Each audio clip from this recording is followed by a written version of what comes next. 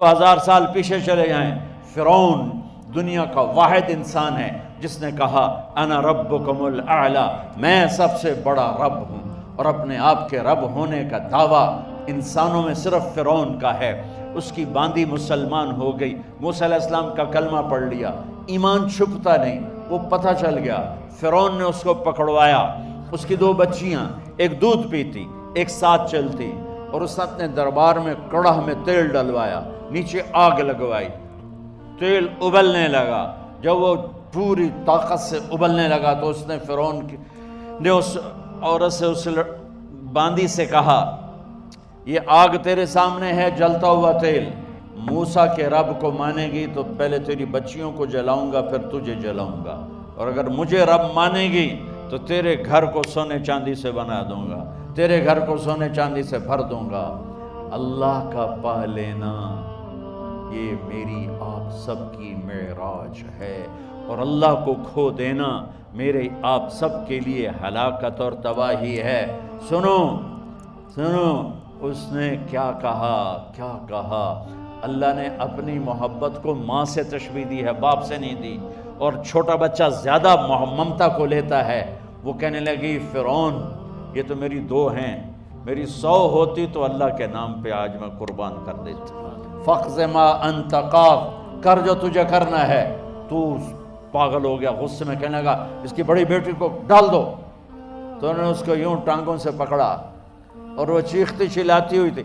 ماں کا ایک بول اس کی جان بچا سکتا تھا، اور پھر گھر جا کے توبہ کر لیتی، وہ کہتی یا اللہ مجھے معاف کر دے، میں نے کلمہ کفر کہا۔ اس کو ٹانگوں سے پکڑا ہوا ہے، اس کے ہاتھ نیچے جھول رہے ہیں، اور وہ اماں بھی کہہ رہی کہ مجھے بچا لو۔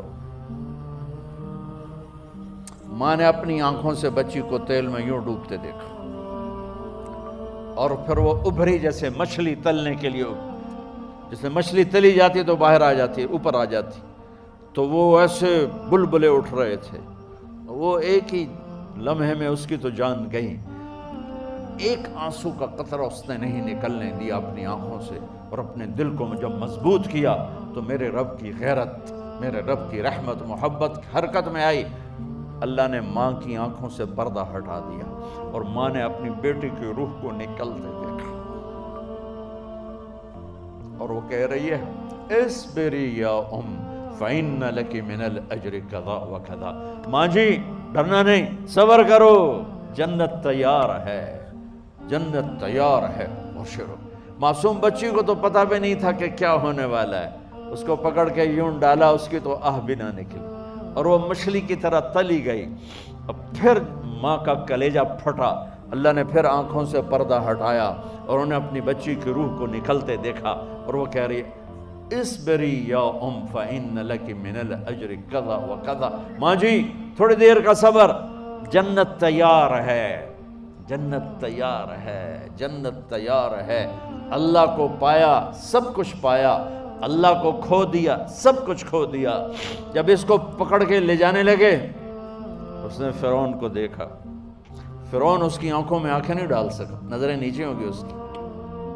کہنے لگی میری ایک بات مانو گے، میری ایک خواہش پوری کرو گے؟ فرعون نے پوچھا کیا؟ کہ جب میں بھی جل جاؤں تو میری اور میری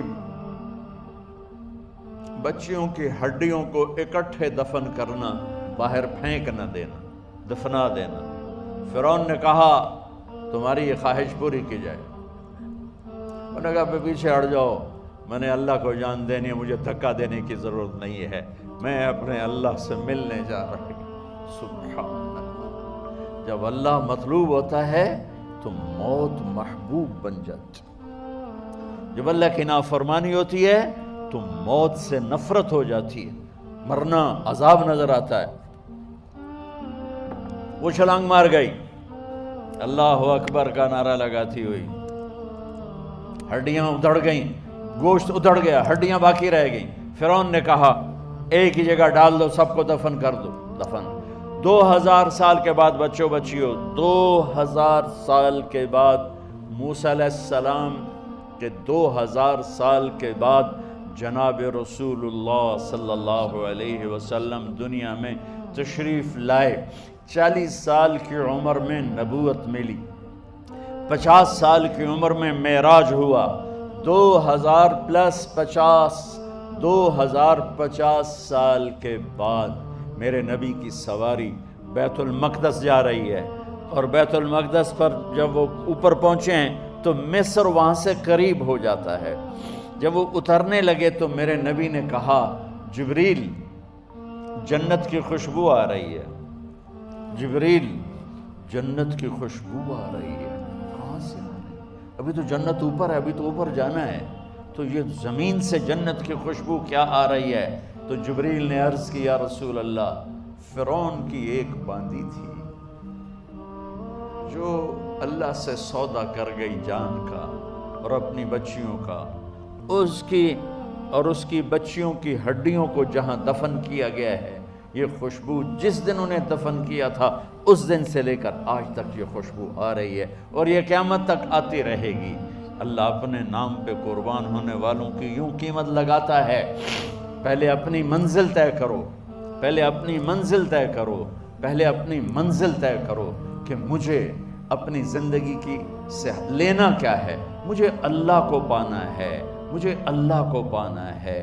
میں نے اللہ کی قسم، اگر اللہ راضی ہے تو پھر موت سے بڑھ کر کوئی تحفہ نہیں، اس سے بڑھ کر کوئی خوبصورت پیغام نہیں، اور اگر اللہ ناراض ہے تو موت سے خوفناک کوئی پیغام نہیں۔